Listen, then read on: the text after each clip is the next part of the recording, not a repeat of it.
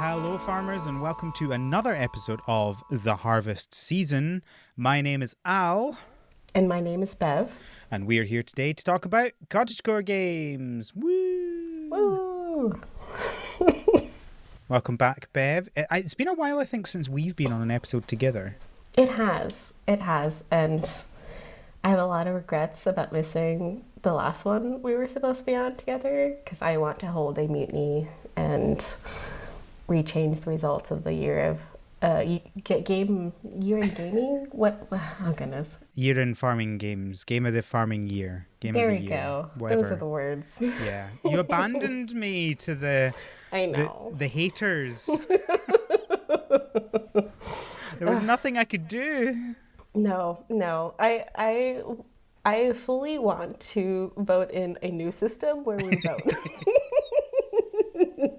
So this can't happen again. So here's an interesting thing, right? We could do something where we allow all people who have been on an episode in that year to put in their options. And if there's a clear winner, then that one wins.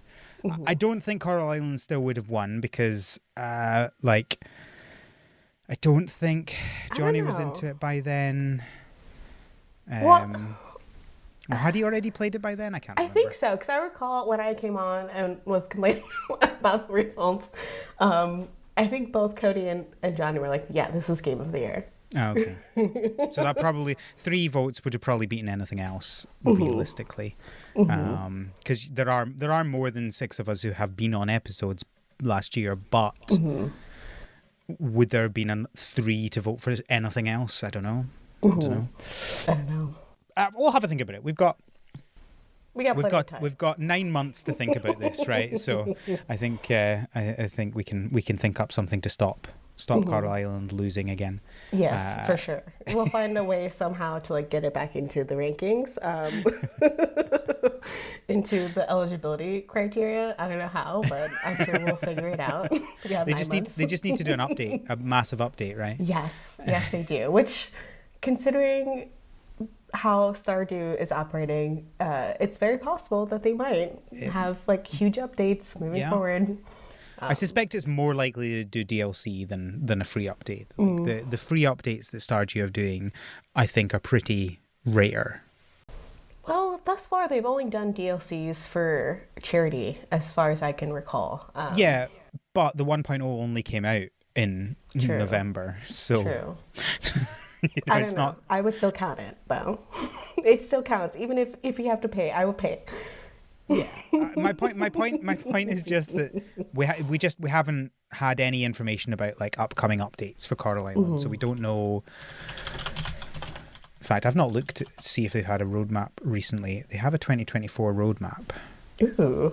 So it's been a few months. Since it's basically just the Merfolk stuff that they haven't done and multiplayer. Okay.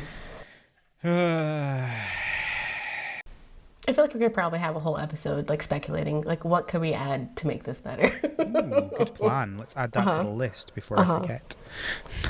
And then that will therefore make it eligible, right?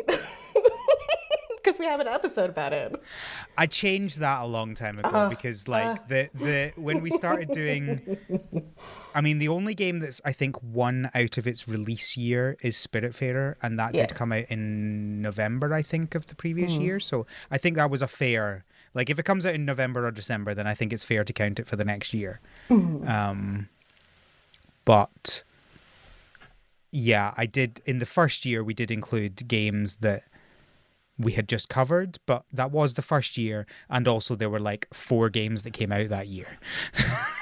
so very different, I feel. November, December is what you said. We have a recording. 1.0 came out November 14th, so therefore... There you go. I don't need 9 months. I already have a reason to include it for next year. Or this year. Anyway... Did I tell you I applied for law school?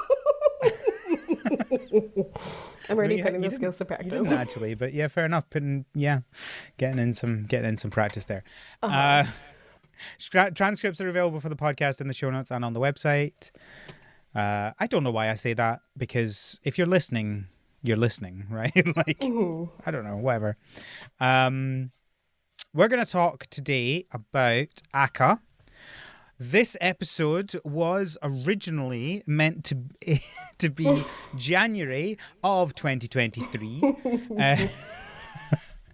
We actually had it scheduled in as well. We had it scheduled in as an episode. And then we were like, oh no, can't do that one. And then, yeah. It has been a year. So we're going to talk about Aka. It has been out now for over a year. I think it was December 22 it came out. I think So we're finally getting to it. We're going to talk about that. Before that, we obviously have some news. First of all, though, Bev, what have you been up to?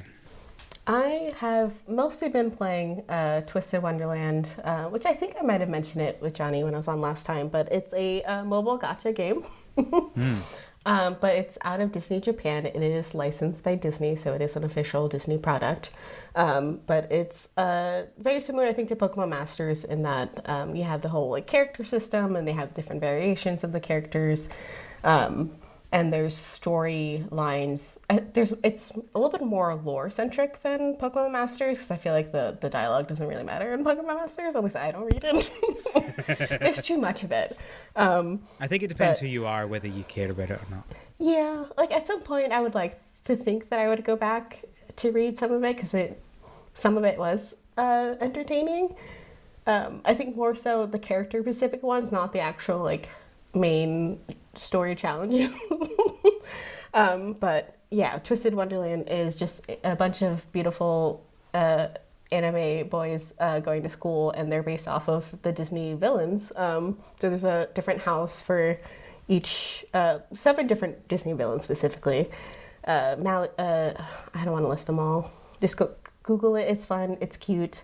I'm really into it. I went to Katsucon over the weekend and bought a whole bunch of merch related to this.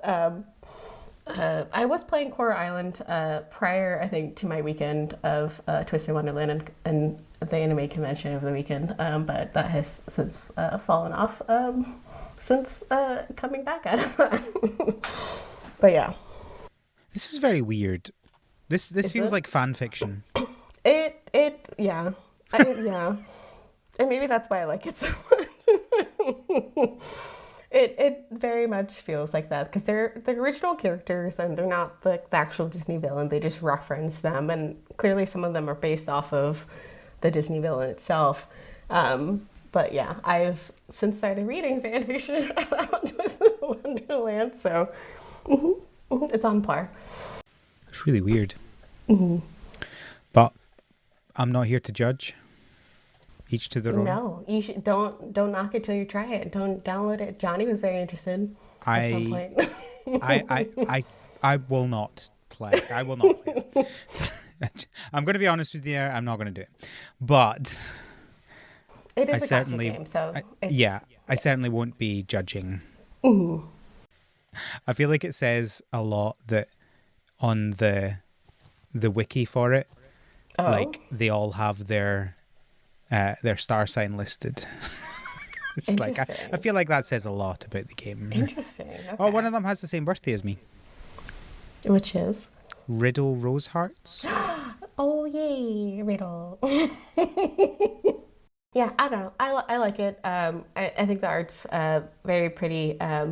I got into cosplay over the weekend because of the anime convention. So I want to cosplay some of these characters. And I've started dabbling at digital art to see if I can make art about these characters and other fandoms now that I'm dabbling into it. But yeah, I've been enjoying it a lot. Fair enough.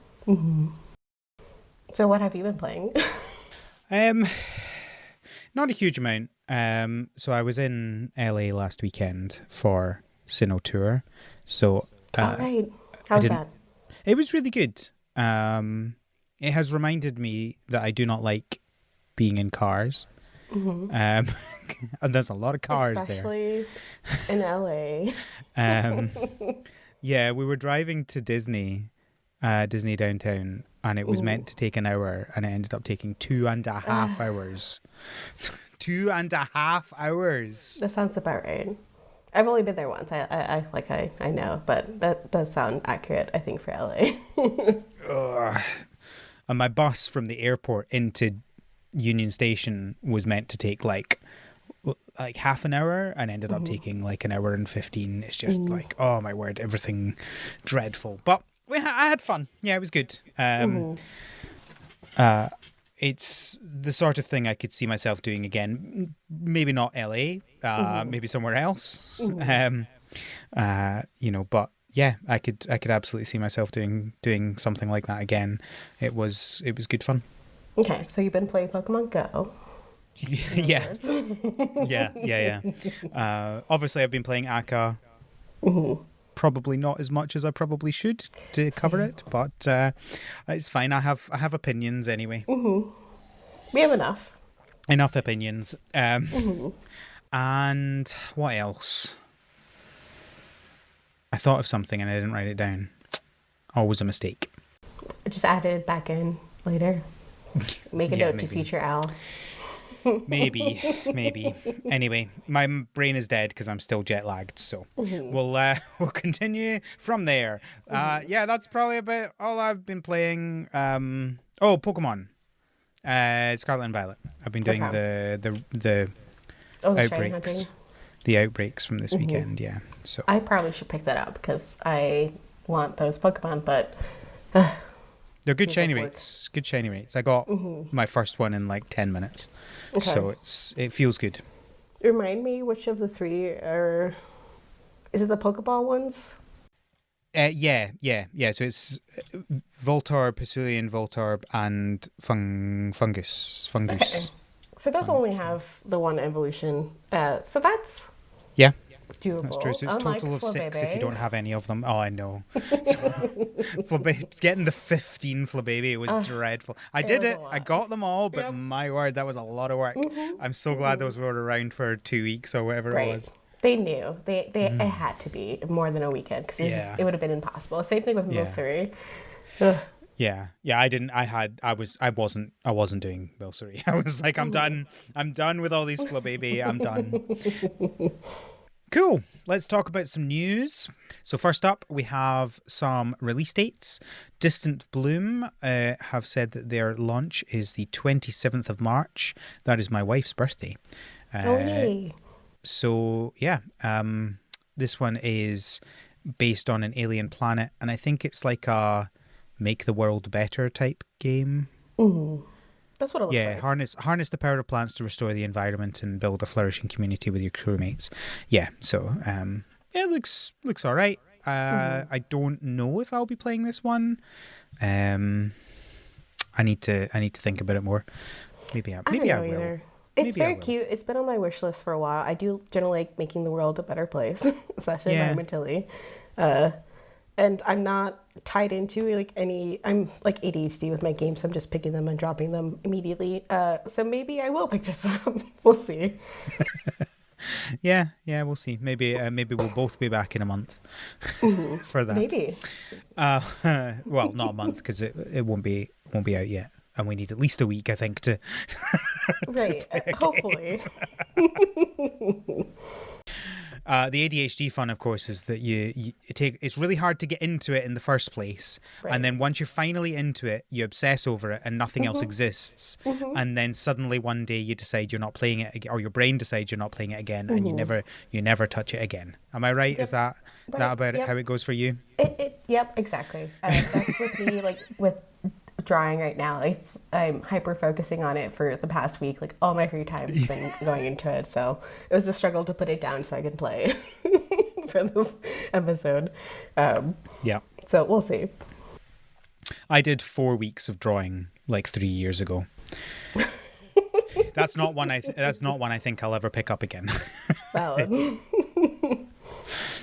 I was not good at it. I know. You get better if you actually try. Blah blah blah. But no, I'm not. It takes work and effort and time. And if you're not enjoying it, then what's the point? Exactly. There's not enough time. So do something that you actually enjoy. Speaking of doing something you enjoy, yes, Palia is coming to Steam on the 25th of March. So if you've been really wanting it on your Steam Deck and you can't be bothered getting stuff there from other random sites and getting the game that way, or if you just for some reason want all your games in Steam, I guess achievements and stuff like that, that might be why you would want to do it. That is coming out 2 days before Distant Bloom. Beautiful. I will probably be downloading it. I already have it on my Steam Deck, but for other reasons you said, I'll probably get it on the Steam. And that will probably be where I play it, because it theoretically would be easier to hook up a keyboard if I wanted to be social and talk to people, which Fair. Sometimes I do. Sometimes I don't. Fair. Is this game like, because I feel like when they first announced it, they'd called it early access, but I've never seen them use the term since. And it was obviously not on Steam till now, and now it's on Switch. Like, do you think they're just avoiding that term now, or do you think it is officially not early access? I feel like it still is, because it's still not 1.0 in terms of like the patch notes and whatnot. So they might just be. I think you're right that they're avoiding it for marketing reasons, because it's on all these platforms, and generally you don't have a lot of games that go into Switch early access. It's just Dreamlight Valley. That is the only one. Yeah.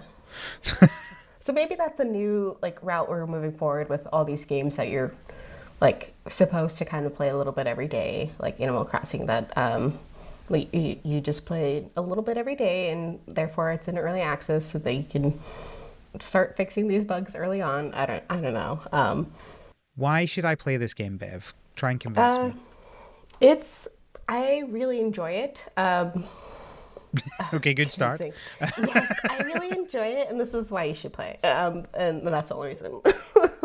I enjoy the art style. I think they've done a lot of quality of life improvements in terms of kind of like their chest system, their storage system is all like cohesive. Yeah. You need to buy additional chests to expand it, but you aren't restricted to only putting items into a specific chest. So I like that. I heard that on the episode that Johnny and Cody, I think it was, did. I really like that idea. I think all games should do that now. I think we're past the days of finite individual storage. I hope so. We'll see. It's all right. I'm sure we'll have stuff to talk about that with Aka. I am still a little confused about like the MMO like part of it. I kind of want to. That's why I mentioned like hooking up a keyboard so I can try to chat a little bit more, make it play a little bit more friendly, I suppose, and like announcing like here's the glowing tree over here. Like let's all meet in 30 minutes or whatever. But I do like that there's no drawback to people playing together in the same space. Like you just get bonuses or buffs. So the game itself kind of encourages you to play with people, and I do enjoy that they have events, but they don't seem as like intensive as other like mobile or other like free to play games. Like I'm looking at you, Disney Dreamlight Valley, that required me to put in a lot of effort for your last event, and I will probably do the same with the next one. So I don't know. I like the world. I like the premise behind it. I like the like final the fantasy component to it. So there's a lot of aspects of it that I do like, and the farming's not bad either. Like the tool system, it's on your pocket, so it's already better in that sense. I don't love that there's a specific order you should be planting your crops in, because they give benefits or none. Yeah. To like they're not negative effects, but the fact that I have to Google and save an image on my phone to know how to plant things. Yeah. Okay. I can see how that'd be a bit frustrating, but which I mean, if you're not min-maxing things, then you can probably just ignore it. But I can't. I mean, if I know. Yeah, and I'm the person that sits with a spreadsheet for Stardew. So I don't think I know what not min-maxing is. I have an app for Stardew. I have a spreadsheet for Ooblets, so Oh, a spreadsheet for Ooblets, my word. I made it myself. That's a so. level above what I like. I with Ooblets, I didn't farm in Ooblets to min max anything. I farmed to get the stuff that I needed rather than anything else. Whereas with Stardew, my goal was become as rich as possible. My goal with Ooblets was finish the story. Oh. So you're using it for like analyses, like purposes for like economics. I'm using it for gotta collect them all. no, yeah, yeah. I forgot that you're on that task of trying to get everything in Stardew. Yeah, no, I feel like my brain won't ever let me get to that point with Stardew. Like there has to be a point where once my brain says, okay, you're done with this, I need to be at like 75%. If I'm lower than 75%, I won't have the enthusiasm to finish it. If I'm at 75 or over, I'll be like, oh yeah, well, yeah, that's just another third of what I've done. That's fine. I can do that. So yeah. No, Pokemon has trained me very well, but hasn't trained me to the point of like actual completion. So it fell a little short. So everything is just like, I hit 75 and now I'm exhausted. I will pick this up 2 years from now and try again. Yeah, but the problem then is you start again. I've been trying to do less of that. If I pick up a game that I put down, I will make the effort of trying to refamiliarize myself with all the controls so that I don't keep doing this. Well, we'll see what happens when the next Stardew update comes out and see what you do. Yes. Super perfection. We haven't scheduled who's doing that one yet, have we? Well, we don't have a date for that yet, do we? No, I know. That doesn't mean we can't decide who's doing it. Realistically, it's coming out this year. So, it's going to happen. We'll see. I wouldn't be surprised. 2025. I'm pretty sure he said it's coming out this year. Well. Like he said the words definitely, which is obviously a dangerous thing to say, but it is very dangerous. Seems pretty confident. I think he said he's implemented all the features and now he's on bug squashing. Okay. Then yeah, it's probably coming in this year. Okay. We'll see. Maybe it'll be out in November. Research Story have their 1 year anniversary update. You did Research Story, didn't you? Yes. Yeah. That was also another game that I had a lot of fun playing and then put it down and haven't played since. But I would like you'll probably end up picking it up when it gets to 1.0, which it's not at yet. So they had hoped to get 1.0 around now, but I will quote, "The scope of the game grew and it will take a bit longer to get ready. While I work on larger content updates, here's an anniversary update that has some of the common player requested quality of life features." Oh, yay! So it has things such as a random name generator for creatures, which is something I very much enjoy. Yes. No game should ever make you name something and not give you a generator. It's just dreadful. A move button for creature pens. Amazing.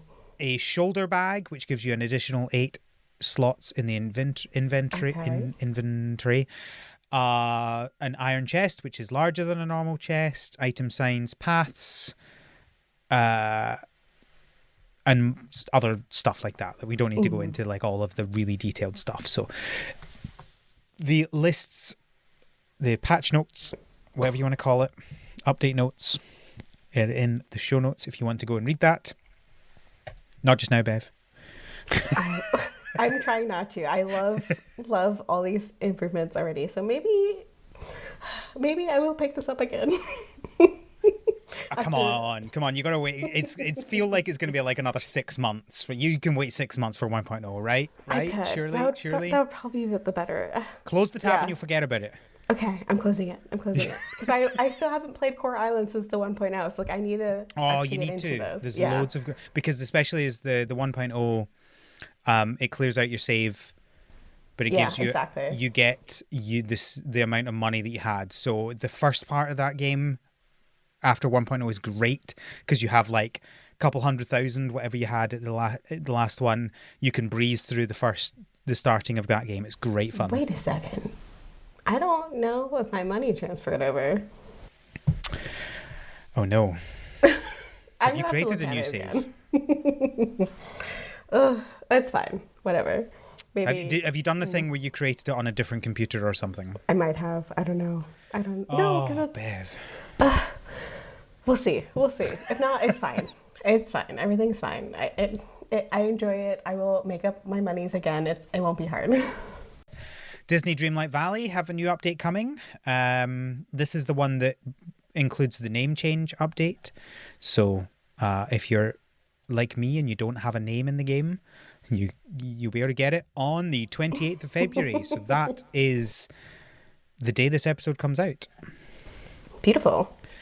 This also is called the Laugh Floor update. So I bet you can guess what it's about. Yes, that's right. It's Monsters Inc. They've also got a suit of armor in the game in the new update for some reason, which people were really excited about. Yeah. People were really excited about that on Twitter for some reason. I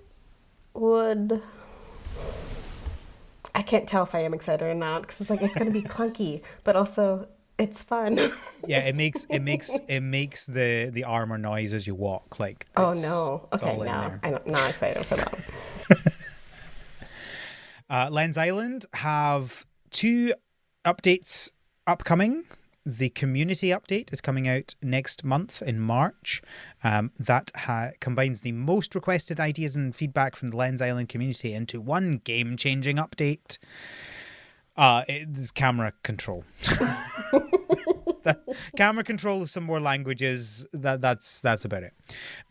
So I mean they're good updates, but yeah, like it's it's not a humongous update. I suspect okay, when I say humongous, obviously, like adding in a movable camera into your game is a pretty big behind the scenes update. Yeah. But from what people see, it is like a single bullet point, right? That's the problem with these things. There's a new starter guide that's maybe a quality of life improvement. I forget how hard it was to start the game. I feel like I didn't need it, but maybe it is a little bit. Yeah, I mean, it's good giving more people opportunities to understand things better. But they've also got the Arctic update coming in April, and this includes new biomes. They say the new map expansion doubles the size of the map. So that's pretty big. That is huge. This was also another one, unsurprisingly, that I picked up and played forever and then dropped. So maybe after April, I will pick it up again. Are there any games you haven't played, Bev? No, I mean, yes, but... Hey, I was trying to do my due diligence when I do the year in gaming to at least fair. Tried most of them, although it's getting a lot harder to do that now that there's so many games. I love it and hate it at the same time, but here we are. Here we are. Yep, so there's some more detailed notes in the show notes, but there's not full notes yet. We'll get more as we come. There's a little video giving some visual information to that as well. The camera control looks pretty nice. It looks pretty smooth and yeah, cool. Finally, we've got 2 new games that we've got to talk about, but finally, of the existing games that we know about, we have a little bit of transparency from Spells and Secrets, which is interesting because they've said that the game has not been a financial success. And I think, obviously, it's sad that they haven't made their money on this game. Yeah. But I like how open they're being about it. And I think more games should be more open about these things because I think it's important for people to realize how difficult it is to actually make a profitable game. Right. And getting information about this more often would probably help with that. And yeah, I think that's good. So it's sad. I kickstarted it, so okay. I was not part of the problem. Is it locked down? It is for backers only, which is an interesting choice, but I suppose it is more relevant to those who have already financially supported it. But interesting. I could make an argument for why it could also be beneficial for non-financial backers to read about it so that they could start financially supporting it. Yeah, well, I've not signed an NDA or anything, so I'm sharing this information. But interesting to like hear about like what specifically they talked about. Like, was it just like the Kickstarter wasn't because it met its goal, so I'm assuming it met its initial startup. The Kickstarter went pretty well, but it's sales since launch that they've been disappointed with. Okay. And so a little bit sad. So have they like said anything about moving forward, or are they saying like we can't? So they are, okay, that's a good point. Yes. So the way that I'm describing this could make it sound like they're now abandoning the game. But I don't believe, let me find the wording. Okay, right. No, I had misread this before. No, the game's done basically because of that. Okay. So they've said, as a consequence of the poor sales, the development team have decided to close doors. The game will still receive some bug fixes, but feature development on the title won't continue. Interesting. So, like, I'm assuming they hit their 1.0 and they've already launched it. You can purchase it on Steam. Or you can purchase it on Steam and Switch. Okay. And presumably you still can. But it won't get any more updates other than possibly some bug fixes. But I wouldn't rely on that either. Okay, well, I don't think that's a terrible thing to announce. Like, we're like, as fantastic as Stardew is with its free updates, it's also not necessary for these indie game devs to be doing constant free updates, because as you said, there's a lot that goes into game development and adding additional content and having this expectation that like every single game needs to have like a certain quota of hours of content. That's fair. However, I would say I believe I haven't played the Switch version. I haven't played either of them actually. I have both. I have it on Steam and on Switch. I haven't played either of them yet. But I believe the Switch version is not great. So that's obviously not fantastic. Like, it's got performance issues, blah, blah, blah. Well, that might be addressed via, like, the bug fixes. So they might not just be completely advancing it. It just sounds like they're not doing new content. It's also on PS5. Okay. Yeah, so they've I think they're basically said they're abandoning the Switch version. They said, in our last update, we mentioned we were looking for ways to improve the Nintendo Switch version. Unfortunately, after the new porting team evaluated the code, it became clear that a complete report would be necessary. Oh no, okay. They say which Nintendo does not support. That's a bit of awkward wording. That's not quite true. What they're saying is there are certain things that they would be required to do to allow that. For example, you're not allowed to have backwards incompatibility with your save files, and they don't want to have to deal with that basically. So the work that they would have to put in to make the Switch version good enough is not worth it for them, so they're not going to do that. Okay, I'm wondering if they would be willing to kind of switch the keys then to give you the Steam access, if that's kind of the case. I believe everybody who backed on Kickstarter got a Steam key. Okay. Obviously, people who just bought it wouldn't have, but I don't know what they're doing with that, because obviously all the comments on Kickstarter are from Kickstarter people, so they all have a Steam key anyway. Okay. Well, so I wonder if they're going to do something like more publicly than just Kickstarter. But it looks like a really cute game. That's a shame. I almost want to pick it up now, like another game to pick up now that I know that they're struggling. But I mean, I believe the Steam version is good. Like, I don't believe the Steam version is bad. I believe the Switch version is bad, which is interesting. Maybe we need to play this game and cover it, Bev. Okay? Now I have a reason to buy another game. That's fine. This is how I justify buying new games. Yes, I would love that. Let's do it. Okay, cool. Well, this is not a promise, listeners. You're not. I'm not saying we will definitely cover this game, and it will definitely happen soon. But watch this space. Indeed.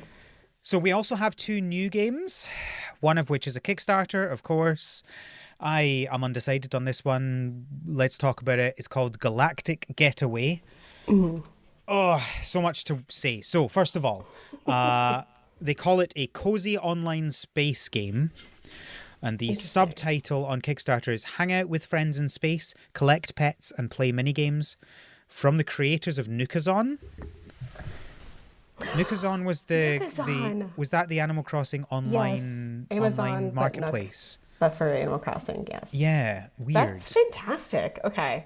It's weird to go from like, let's make a website about Animal Crossing where you can trade items to making a game. But I'll allow it. Maybe they picked up, like, obviously they had to, like, pick up some skills if they didn't already have skills for managing a website. Yeah, it's not the same thing. As a web developer, it is not the same thing. I don't think I could just make a game. Even an online game? Well, it's an online game, but it's like on Switch and stuff. Like, that just makes it harder.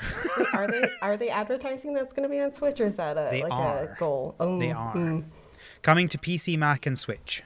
Okay, well, there's nothing stopping them from hiring people who will do the Switch component of it. So it might be... Okay, no, I think you're missing the point. I am. This is just my line of thinking of like, okay. Oh, I did this. Now let's do the next hardest thing. Yeah, it's just an entirely different thing. Okay, let's talk about this game, because I don't know why this is set in space. Nothing seems to be actually space about it, right? The only thing that seems to be space is there are more stars in the sky and you just happen to be on not Earth, but everything about it screams, this is just Earth, right? You've got farming, you've got animals that are all just like standard human Earth animals. That looks like... Oh, there's a robot. We must be in space. Well, maybe these animal NPCs are aliens from different planets. And I could see how some of the Okay, there's a couple of animals that aren't like standard animals. There's like some starfish looking thing, and there's a cat with multiple tails. But like most of them, it's like, here's a raccoon, here's a monkey with a banana on its head. Oh, look, it's a chicken, but it has a helmet on, right? Like... The animals are probably the most interesting thing about it, but everything else is just like, it's just a farming life sim. I suspect they're using the Galaxy component to have an in-game description for like world building, essentially, for how you're able to island hop in Animal Crossing. Essentially. Right. So you're going to different. You go to each other's planets. Is that what it is? Yeah. Right. The most exciting thing that I see about this is the tank game. Have you seen the tank game? I did, which looks like I'm thinking of like a Mario mini game. Yeah, that's exactly what it looks like. Okay. I mean, this whole thing looks a little bit like a kind of Nintendo mini game filled game, which is not a bad thing. I'm not saying that. It's like there's that one particular point where all the characters are running across a game that just a screen that looks exactly like a Wii Sports type thing. Is that why they're calling it an MMO? Because of all these mini games, that's really realistically going to be the component, other than maybe 8 villagers on your island. Good question. I don't think they answered how that is going to work. Multiplayer's hanging out, so I think similar to Animal Crossing, it's probably capped, but I'm not entirely sure. Decorating and mini games, so you can decorate with people over. That's different from Animal Crossing. Yeah, I feel like maybe they don't know what MMO means. I don't know. Or like the industry has taken MMO and made it into a different thing, because it's, what does it stand for? Multiple. Hold on, let me Google. Let's have a look in the FAQ. Massively multiplayer online. Yeah, There's nothing massively about this. As far as we're aware, I don't know if there is a cap like there is an Animal Crossing, that could be the distinction, that you can have 1,000 people on your planet at one time, or you're all on the same planet, kind of like with Polya, but that I don't understand why it's in space. We have a lot of questions.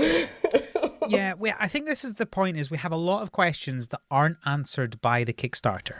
Right. They haven't hit their goal yet, but I reckon they'll hit it.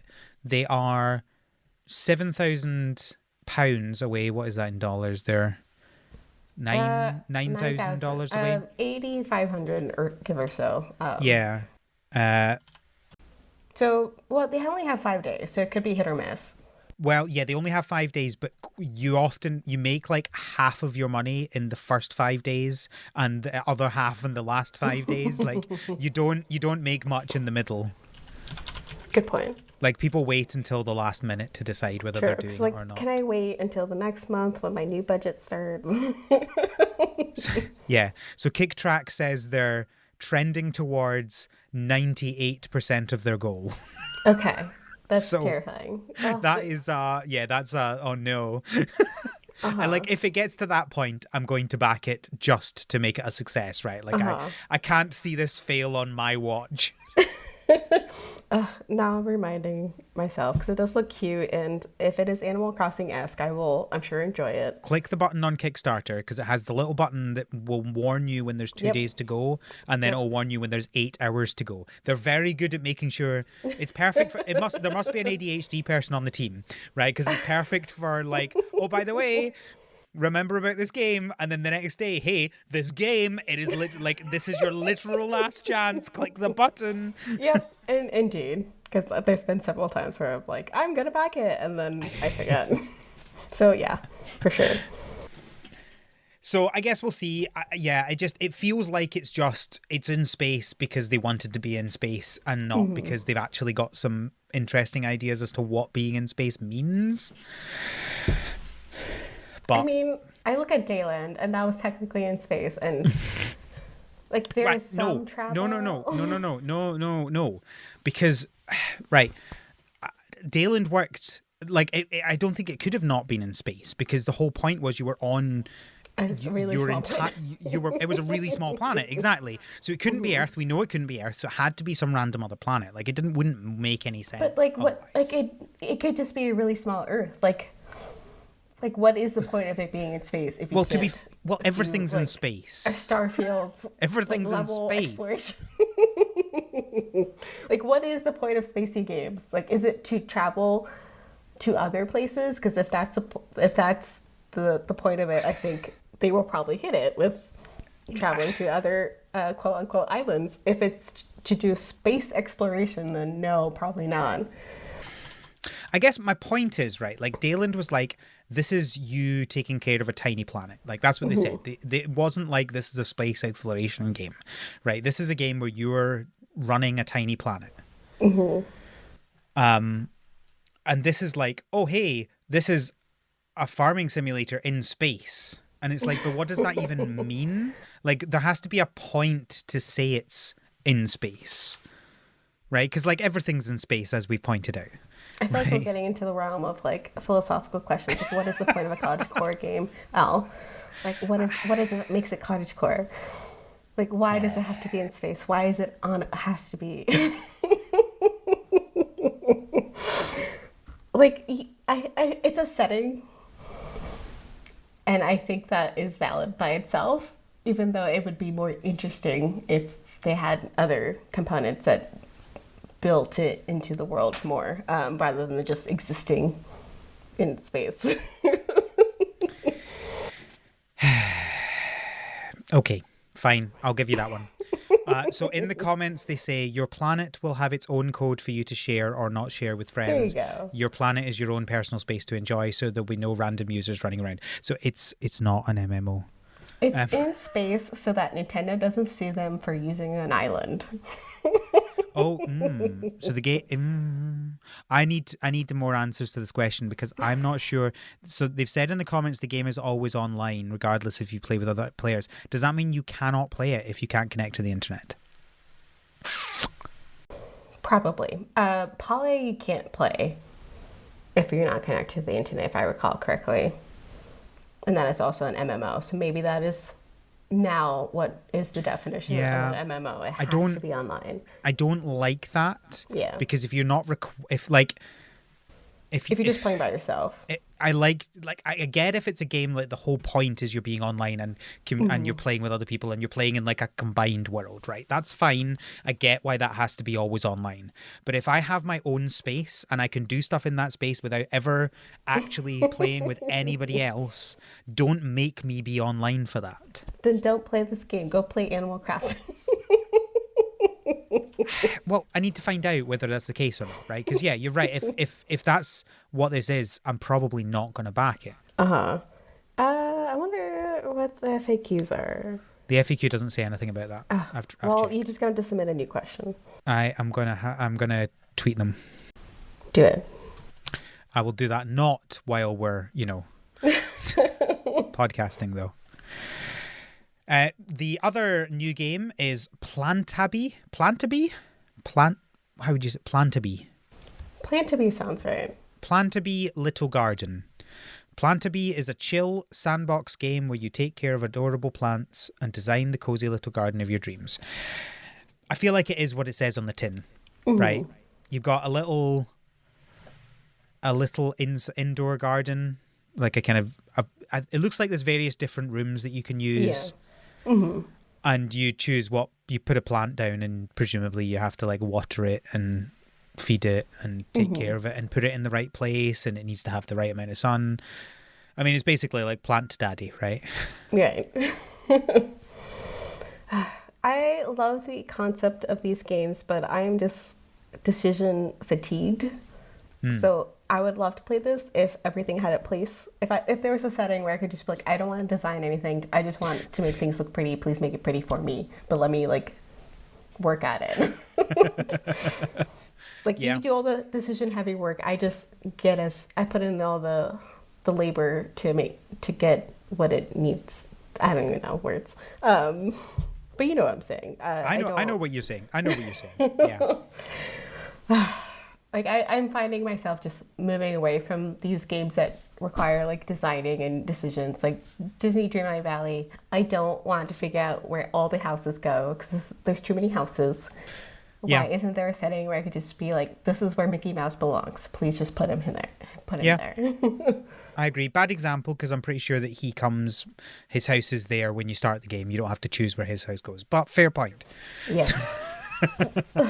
Like he's literally one of the 4 characters you start with, Bev. That's why I don't remember. But everyone knows who Mickey Mouse is, so yes, the point stands. No, it's a fair point. I agree. Anyway, so those are the 2 new games. Links to them, of course, will be in the show notes, along with everything else that we've talked about. So we're going to talk about Aka. So let's see if I can describe this. See what you think of my description of this game. You are a red panda who fought in the war. A war, or the war. The war. They call it the war. They keep calling it the war. But I hope you don't want to know about the war because you're not going to find out about the war. Nope. And you have a katana. That was your fighting yes. implement, your weapon. That's the word, weapon. Fighting implement. Oh my word. We got a title there, fighting implement. And you have come to an island to help clean up a society that has been ravaged by the war. And you do that by quests and cleaning up traps and farming and doing quests for people. Is that a fair description of this game? Yes, I think so. Okay, cool. Well, shall we start off with the things that I think we will be on the same page with being very positive about? Yes. The game looks gorgeous. It's so pretty. There's nothing to improve, I think, in that front. It's just a gorgeous, feels very, very, very cozy from the get-go. I mean, this is why we played this game, right? Right. Like we Exactly. saw the video and went, I must play this game. Yes. Like being a little red panda and having to be able to run around and dress the little red panda in little hats and they are, yes, this is why. And like the physics is great as well. Like you run around and the tail just kind of bobs behind you. Your ears move in the wind. It's so cute. Like everything about the visual style and about just how it looks is fantastic. I agree. Nothing to improve here. I think it is that is its absolute best thing. It's fantastic. And even the art that they do, like that clearly is a what's the word? Like static images between the things, static stuff to show loading the images and stuff background like that. And is fantastic. So I agree. Music, I would say generally is pretty good as well. I really like it's kind of pretty calming, but it doesn't feel like the way I would describe doctor's surgery, where it feels like they're trying to calm you down. It's just nice music that just happens to be calming. Nice background music. Yeah.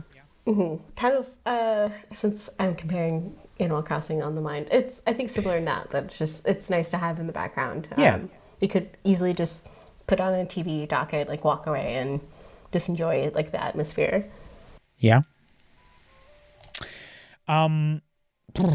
Right. Let's talk about the farming first. Next, not first, next.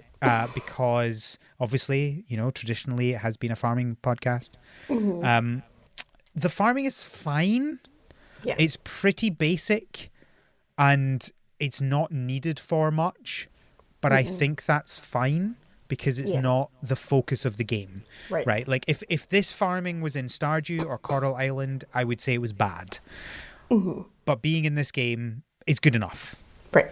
I don't like that it has that component of placement of different crops, if I recall correctly. Because I haven't actually farmed in it in a while, because like you said, it's not really needed. You get certain buffs for putting them certain crops next to each other, and I don't think the game tells you that, so you have to look it up. But it's like pests won't come, or it won't like a little less faster or something like that. I don't know. Yeah. But I don't like this new trend of games doing this. It's like, stop. I don't want to think about where I'm putting my crops. It's already hard enough to figure out where I want my plot to be. Yeah, fair. That's a fair complaint. Yeah, but generally it's fine. It's not a massive thing. It's just, it is what it is. I have a number of complaints about this game that I want to get through, and I'm just trying to decide the best way to do this. So I guess let's talk a bit about just how the game works in general. So you've got your little guy, he's running around and you're doing quests. A lot of the quests are to do with picking up the traps that are around the place. That's kind of a big thing. I feel like when you start up, you get a reasonable amount of backstory of what's happening, enough to get you there, right? They don't tell you about the war, but I think that's fine. You don't need to know about the war. You just need to know that it happened. That's fine. You get the background of why you're here and what you're doing, and it is better than most farming games, right? Because most farming games are, you want to get away from capitalism and your grandpa died, right? Like, it's not that. Yes. And so any game that does not that gets a point from me. And then you go to sleep and you wake up and then you're like, okay, so now what do I do? Right. Like, there's no go to this place or talk to this person. It's just like just do some stuff. And so you get quests as you do stuff, but you have to figure out what the stuff is. So it's like you walk out and there's a trap on the ground and you get an indication that you can pick it up. And you pick it up, and then it's like, oh, there are traps. Maybe go get some more traps, and that's you got your quest. And it's like, I think there are positives and negatives to this approach. Yes. And I can't decide how I feel about it overall, because it's always a little jarring to me when this happens, where you're just like, oh, there's no initial direction. I'm like, well, what do I do? What is my purpose? I know. And I think that's the point of this game, that there isn't any specific purpose. Is just to find inner peace, as the game quotes, to just enjoy the atmosphere and explore, but not to the extent it's like work to explore, but enough that you get rewarded for kind of passive exploration or just passively doing things, which I appreciate. But I think I'm also in the same boat as you, of like, I need direction. I make enough decisions in my work life that I don't want to have to make decisions. I want to be handheld at this point in my current state. So I want clearer quest lines. I want a clearer direction of where I should be aiming my efforts at. And it doesn't even need to be everything, right? You don't need to have like every single quest exist from the start, you know, like, but even just something simple like, oh, hey, go talk to this person. When you wake up, it says, go talk to this person. And on your way, you will probably gain more quests because you'll see something that has an indicator that you can pick it up. So you'll pick it up and you'll get another quest. And you'll see someone that wants to talk to you and you'll get that quest. But even just like, because you're right, there is no kind of like, I don't think it's true that there is no overall goal. There is a goal.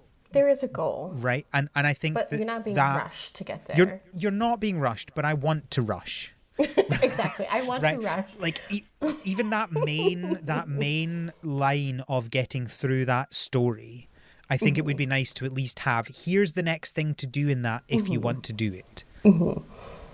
So if I could make an improvement, at least for myself, I think I would kind of use the Spiritfarer like aspect of the quest system of like, right, there is a quest system in the game, but it's not very descriptive. You can't like click on it and learn a little bit more about, at least not that I could figure out how to do.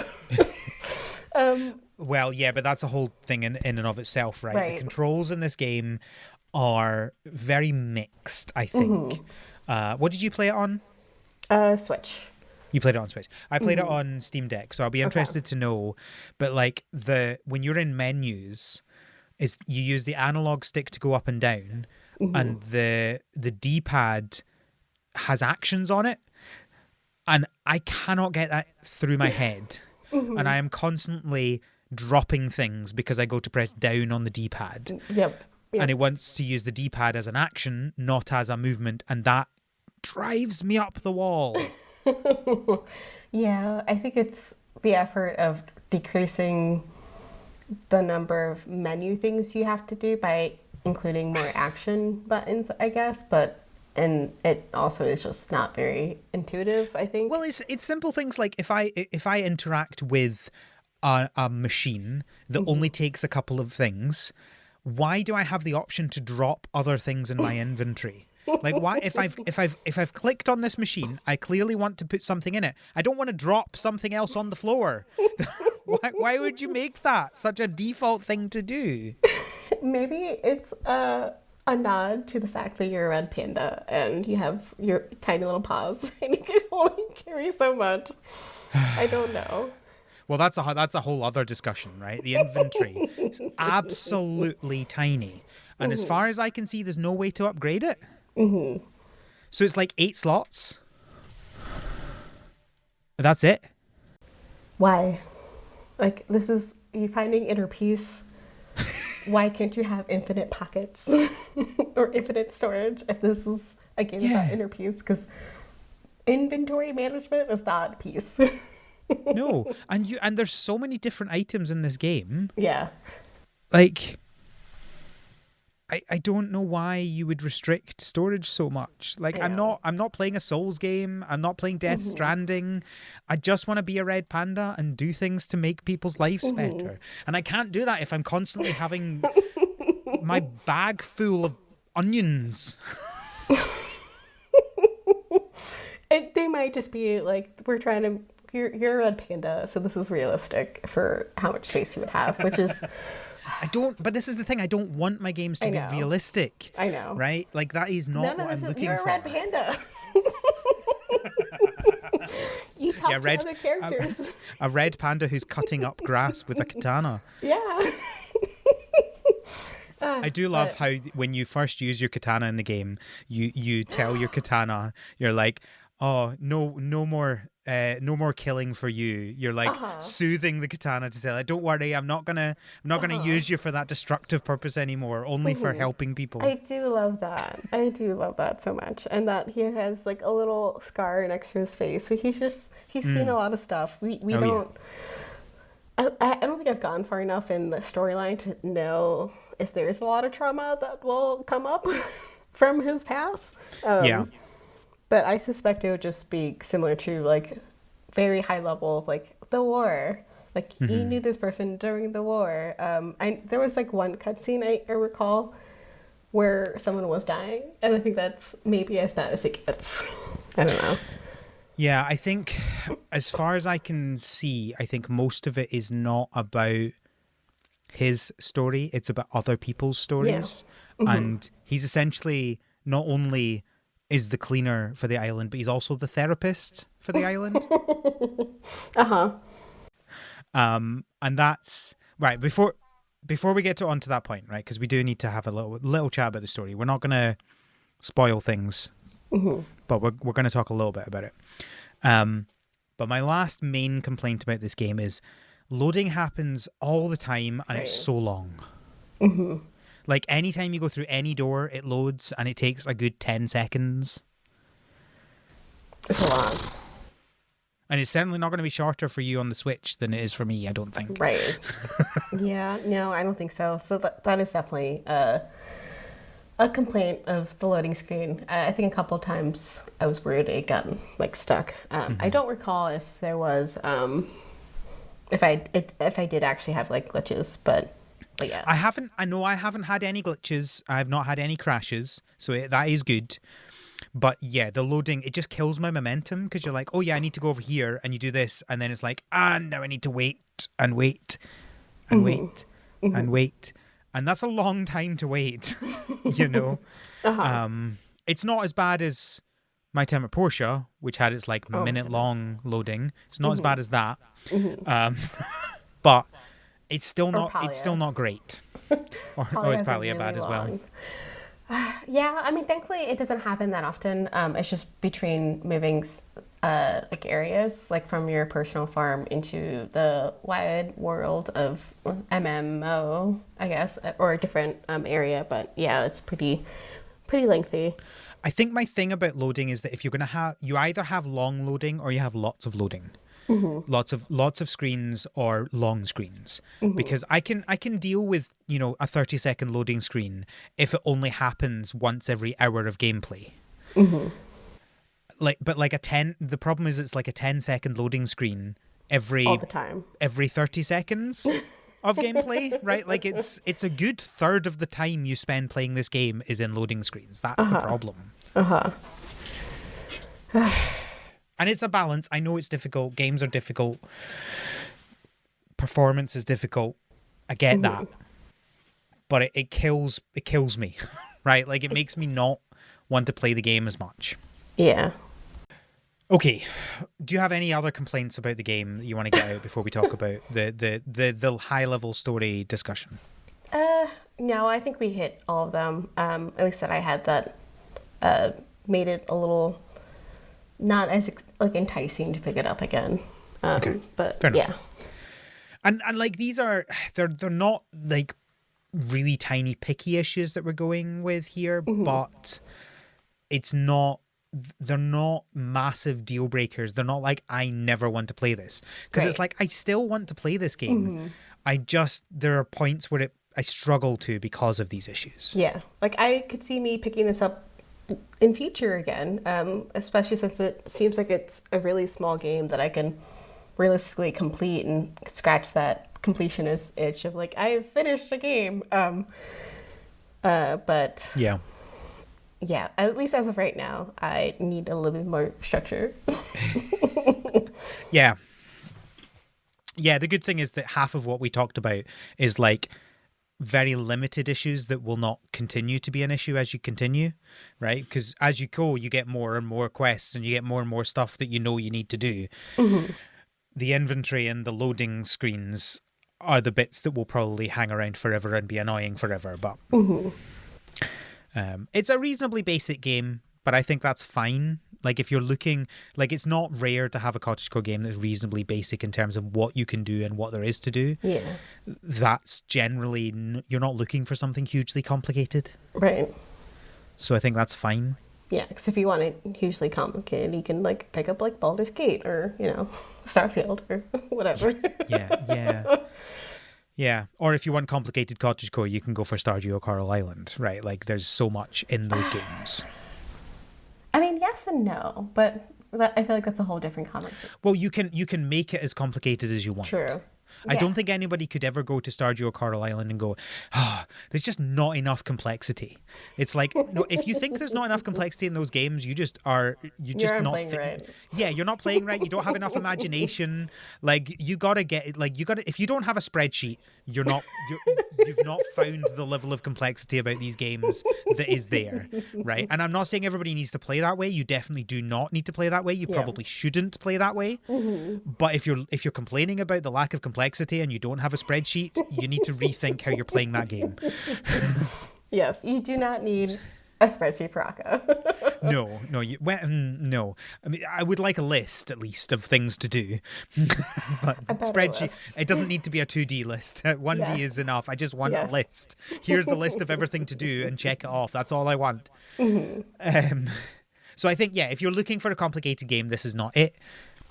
If you're looking for a kind of calm, simple gameplay game that might break your heart. And it's very cute and cozy, then yes, this is it. Yeah, it feels like a contradiction.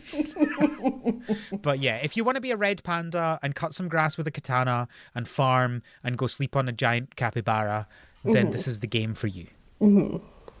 Yeah, so I found my partner was playing this more often because that's what they wanted. Like, they just wanted to be somewhere cute that was cozy. And I'm like, I need my spreadsheet for Coral Island. Okay, so this is where we talk about the story. We're not going to talk about it a huge amount because neither of us have finished the game. But is there stuff we want to talk about? I think it's more so about the characters because I feel like there is story, but it's the word they use is it's alinear. So it's very much you pick up little pieces here and there as you meet new characters or go into new places. So in that respect, there is an overarching story, but you kind of have to piece those puzzle pieces together, if you will. But I get a lot of enjoyment out of meeting new NPCs and essentially playing a therapist for them. Like, you find a cat and the cat is cold and you just build a little shelter for the cat and everything's cute and wonderful and the cat's now happy. Yeah, there's stuff as simple as that, and then there's examples where you have to, help spirits deal with loss. It's a very whiplashy game in that sort of respect. It but is.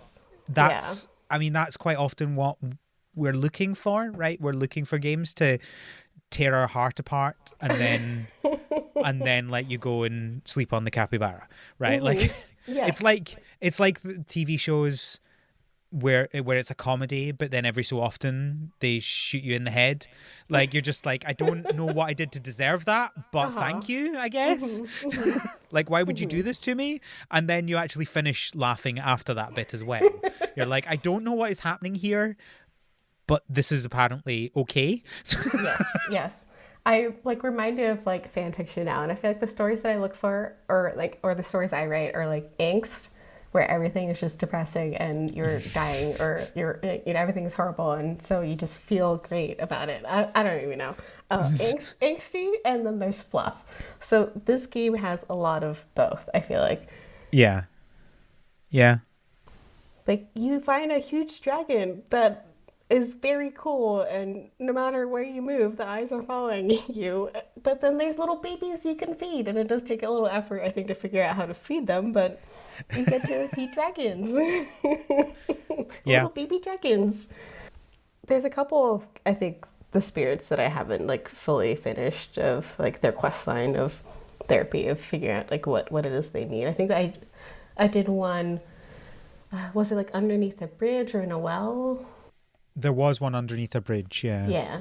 So I think I completed that one. And there was another one on the beach, which I don't think I did.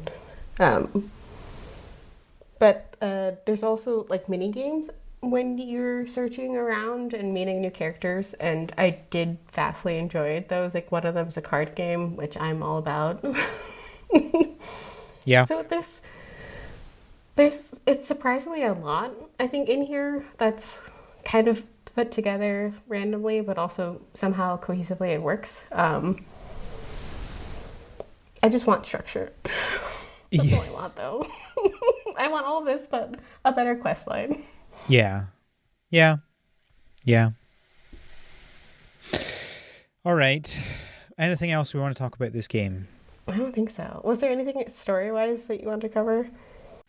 I don't think so. I think we've covered what I wanted to talk about. Just kind of like the generic feeling of how these things work and, you know, just make people prepared for the fact that they might die.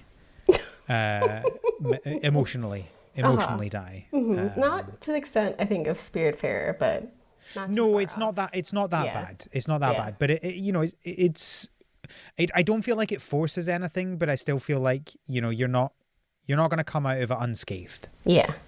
Let's put it that way. There's some heavy themes in here, and that's, I think, to be expected when the literal backstory is you were in a war, and the first thing you learn is that you're not using your katana to cut people anymore. So. Yes. Yeah. Okay.